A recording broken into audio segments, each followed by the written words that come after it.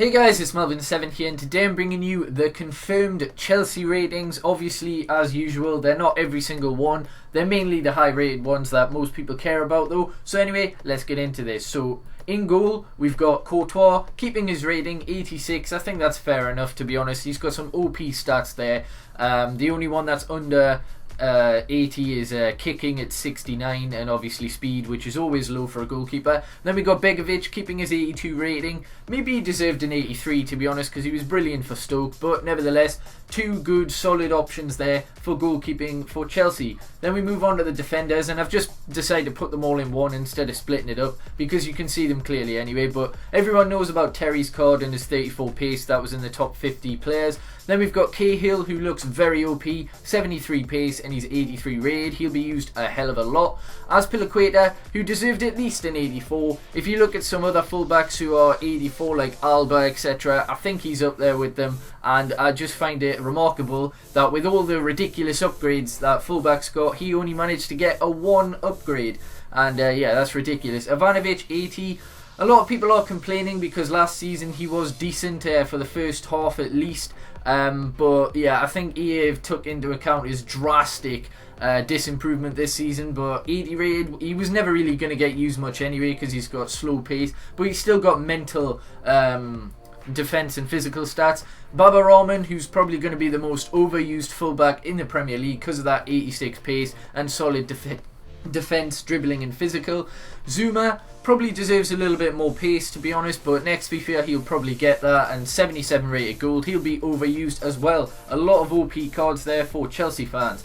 Then we've got the midfielders, and Hazard, the most controversial player in the ratings, 89. Whether you agree with that or not, it looks like a solid card. I hope he's a lot better than what he was last FIFA because I didn't really like his card. But yeah, 89 rating for him. Fabregas, a player which they've botched the ratings up twice in a row. They give him a massive downgrade to an 84 and then decide, oh, we'll put him back to an 87. I think 86 is justified, but you know, 87, who really cares? He's going to be a pretty good card on FIFA and he's going to be used a hell of a lot because of that ridiculous passing and dribbling.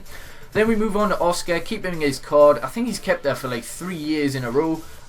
Nothing drastically changed, so yeah, we'll just move on to Matic, who's got a deserved 84 upgrade, looks OP and will be overused so much. I mean, pace isn't really a factor for CDMs, and that defending and physical is crazy. Then we got Willian keeping his 82 rating. Maybe he deserved a little bit higher, and if you look at that, Fabregas has 14 higher defending than Willian. What the hell, EA? Willian tracks back so much and Fabregas is shit defensively, but you know, it's EA. Can we expect anything else? Then we move on to the 4 other midfielders. Ramirez, going to be overused because of his 88 pace. He's 80 rated. Then we move on to Mikel Moses, I suppose.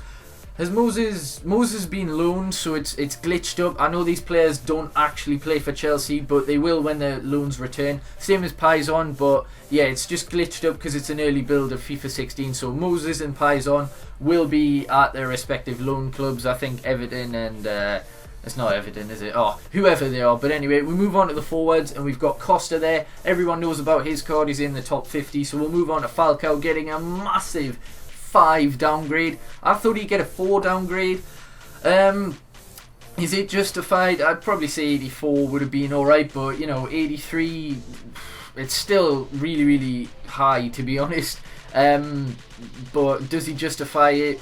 Probably not, even though he wasn't amazing last season. But his card still looks really, really good, to be honest, especially for an 83 rated. Apart from the pace, he's got very good shooting, only 1 below Costa's. Then Pedro, who should be a right wing, that's where he predominantly play for Chelsea, I think, and I'm surprised EA didn't follow up on that.